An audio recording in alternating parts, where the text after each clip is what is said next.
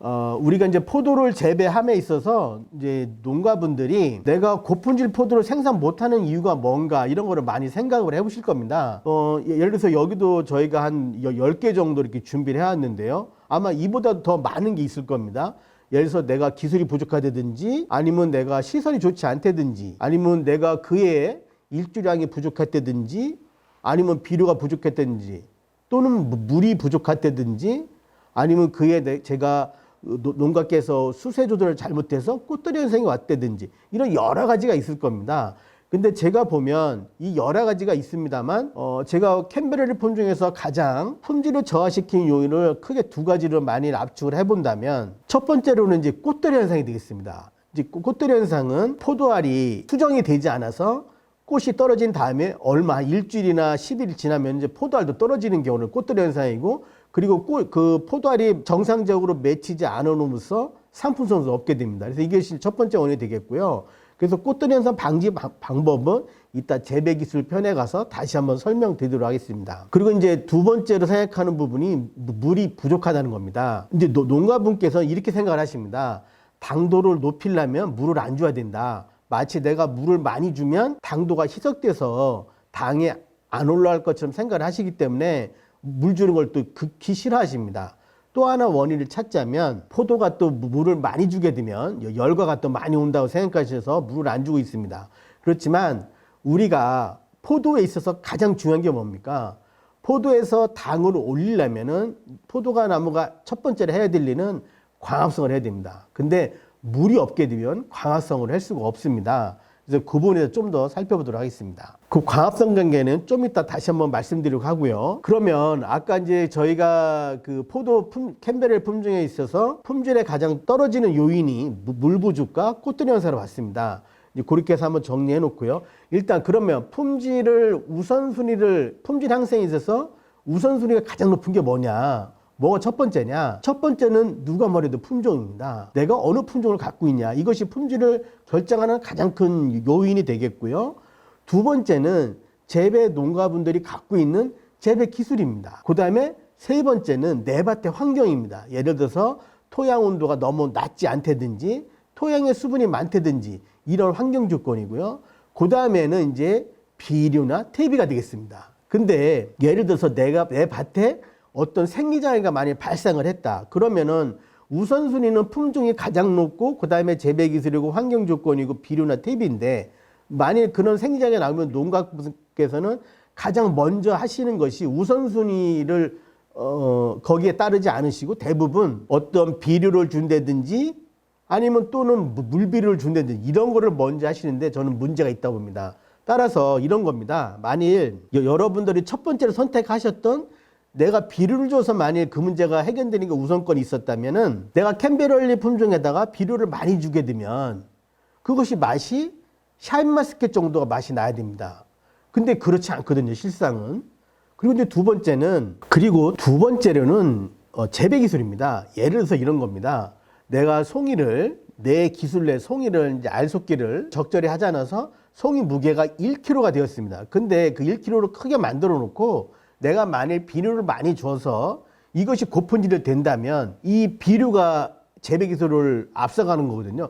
근데 실상은 그렇지 않다는 겁니다. 그래서 일단 그 송이 무게도 그러니까 재배 기술도 비료나 퇴비가 앞서가지 못하고요. 환경 조건도 마찬가지입니다. 내가 비료나 퇴비를 많이 준다고 가정을 하더라도 토양의 온도가 낮다든지 토양에 물이 없다든지 그러면 또 양분을 흡수할 수가 없습니다. 따라서 내 밭에 어떤 생리장애가 나왔을 때는 그 품종이 올바른지 아니면 내가 재배 기술을 적절히 적용해 하셨는지 또 내 밭의 토양 온도라든지 토양 수분이라든지 이런 환경 조건이 맞는지를 먼저 점검하신 다음에 그 다음에 비료나 또는 퇴비나 이런 거를 처방하는 것이 어떤 그 생리장애를 해결하는 가장 좋은 방법이라고 생각할 수가 있겠습니다. 다음은 이제 광합성을 좀 한번 살펴보도록 하겠습니다. 지금 포도도 식물입니다. 그래서 식물이 갖고 있는 가장 큰 무기는 아니면 기술 이런 것은 광합성입니다. 근데 광합성을 하기 위해서는 반드시 물과 이산화탄소가 필요합니다. 물과 이산화탄소가 있고 거기에 포도잎이 햇빛을 받아서 포도당과 산소를 만들어냅니다. 근데 만일 농가분께서 물을 안 준다면 광합성을 할 수가 없는 겁니다. 그래서 그런 거를 반드시 한번 생각을 해보셔야 되고요. 이 부분은 다시 하겠습니다. 예.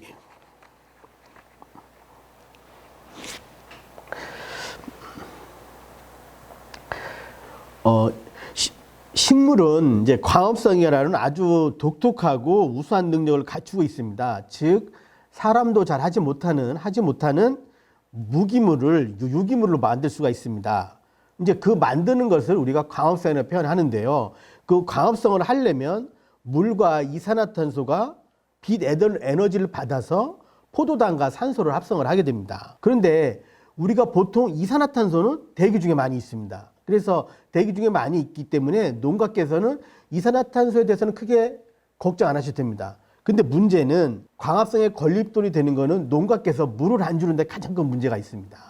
보통 이제 저희가 보통 적정한 수분 함량, 관수량을 5일 간격으로 해서 10아르당 10에서 15톤을 주시라고 권장을 하는데 그래야만이 광합성을 원활하게 할 수 있는데 농가에서는 10아르당 한 2톤에서 3톤 정도의 물을 주고 있어서 물이 없기 때문에 광합성을 못하고 광합성이 못하기 때문에 포도당이 안 만들어지고 그래서 결국은 포도당이 안 만들어져서 포도의 당도라든지 이런 품질이 올라가지 않는 겁니다. 그래서 반드시 광합성이 식물에 있어서 포도에 있어서 품질을 올리는데 가장 중요한 것은 내가 어떤 비료를 주는 것보다도 광합성을 원활하게 만들어주는 것이 가장 큰 핵심 기술이다. 이렇게 보시면 좋겠습니다.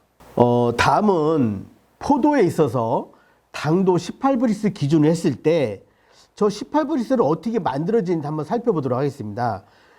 먼저 포도 잎을 통한 광합성에서 약 12브릭스가 만들어집니다.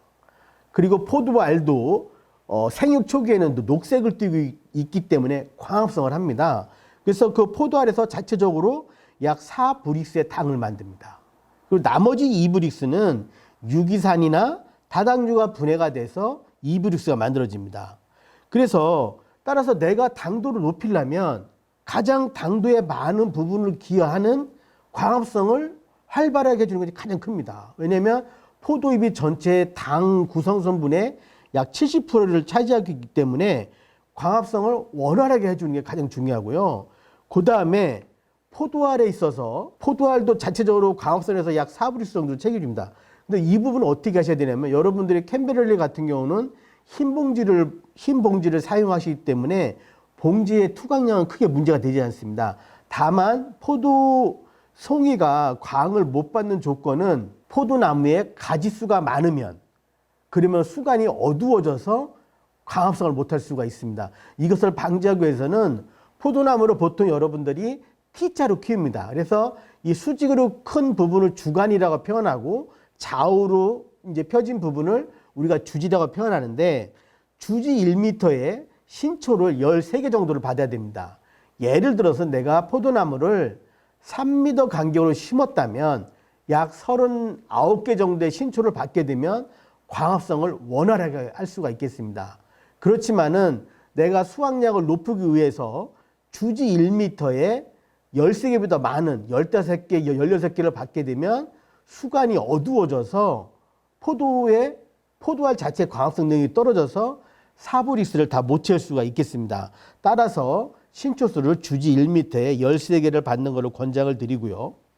그 다음에 나머지 2브릭스는 우리가 이제 유기산이나 다당류가 분해가 돼서 2브릭스를 채우는데요. 이 부분은 농가께서 포도를 너무 일찍만 수확은 안 하시면 됩니다. 예를 들어서 캠베럴리를 우리가 4월 20일에 싹이 터서 9월 1일에 딴다면 9월 1일보다 뭐 한 20일이나 또는 30일 먼저 따지 않는 이상 그렇게 따지 않고 적수기에만 따게 되면 저 2브릭스는 전부 당으로 분해서 와 있기 때문에 그 부분은 크게 관여 안 하셔도 저 부분을 확보할 수 있는 거고요. 다만 이제 농가분들께서 이제 더러더러 포도 송이를 따서 저온 저장하게 되면 당도가 올라간다고 생각하시는 분들이 더러더러 있습니다. 근데 실제적으로 보면은 포도는 모든 품종의 포도는 적수기에 따서 저온 저장고에 집어넣게 되면 당은 올라가지 않습니다. 왜냐하면 그 당이 올라가는 부분이 아까 어떤 유기산이나 다당류가 분해돼서 올라가게 되는데요. 이것을 적습기보다 한 달 이상 따게 되면 그때 분해되지 않은 것이 있어서 저온 저장고에 와서 분해할 수가 있습니다만, 이것이 적습기에 따게 되면 이미 다 분해가 되었기 때문에 저온 저장고에 들어가더라도 더 이상 분해되지 않아서 당은 올라가지 않습니다. 이렇게 생각하시면 좋을 것 같습니다. 다음은 포도에 있어서 왜 당이 올라가지 않는지 이제 그 부분을 한번 좀 생각해 보도록 하겠습니다. 이제 최근에 비파계 당독에도 많이 보급이 되고 있어서 농가께서 당이 한참 안 올 때는 하루에도 포도송에 한 서너 번 정도로 비파계 당독의 당도를 체크합니다. 예를 들어서 뭐 오전에도 체크하고 동일한 송이를 또 오전에도 체크하고 그렇게 체크하시는데, 실제적으로 그렇게 체크를 하셔도 당이 안 올라가는 밭은 계속적으로 안 올라갈 겁니다. 그 이유는 포도 농가께서 착색기 이후에, 그러니까 7, 8월에 비가 그 착색기 이후에 포도 열과를 걱정해서 대부분 물을 많이 안 준 농가들이 그렇습니다. 저희가 포도나무에 있어서 월 평균 일 평균 물의 소비량을 한번 살펴보도록 하겠습니다. 보통 5월에서 10월 사이에 하루에 2에서 약 3mm 정도의 물을 증발산합니다. 이제 증발산이라고 하면, 증산은 입을 통해서 수분이 이제 증산되는 걸 증산이라고 표현하고요. 없어지는 것을 증산이라고 표현하고, 증발은 토양 표면에서 수분이 없어지는 걸 증발이라고 표현합니다. 이렇게 했을 때 하루에 2 내지 3mm가 없어지는데, 이거를 시바라당으로 표현하게 되면 하루에 2톤에서 3톤 정도의 물이 없어지는 겁니다. 300평에서. 그러면 이 물을 채워줘야 되는데 이 물을 보충을 안 해주는 겁니다. 그래서 우리가 그 대부분 착색기 이후에 당이 올라가지 않는 것은 물이 증발상으로 없어진 물 양을 보충하지 않기 때문에 물이 없어집니다. 따라서 그 부분을 해결하기 위해서는 10아르당 물을 10톤에서 15톤씩 5일 간격으로 주게 되면은 당도는 쉽게 올라갈 수가 있겠습니다. 그리고 이제 농가들께서는 내가 이제 5일 전에 물을 줬고 오늘 물을 주려고 밭을 가는데 비가 오는 거예요. 비가 많이 옵니다. 그러면은 비가 많이 온다고 해서 농가들께서 물을 주지 않는데요. 그 물을 주셔야 됩니다. 비가 오더라도. 왜냐면 제가 앞전에 그 비가림 폭을 2.4m다가 표현했습니다. 그러면 2.4m 그 비가림 폭이 얼마나 더 넓은지 한번 설명을 드리도록 하겠습니다. 보통 저희가 비가 많이 내릴 때 이제 대개 있는 그 3단우산 같은 경우가 있을 겁니다. 이렇게 3단우산이 크기가 작지 않습니까? 그 3단우산을 피고 비가 많이 내릴 때 걷게 되면은 양 어깨랑 신발 정도가 젖을 수가 있을 겁니다. 그렇지만은 3단우산보다 큰 이제 저희가 얘기하는 무슨 골프우산 같은 게 있습니다. 제법 큰 우산입니다. 이런 경우는 골프우산을 쓰고 나게 되면은 이게 우산 폭이 크기 때문에 비가 많이 와도 양 어깨나 신발은 잘 젖지 않습니다.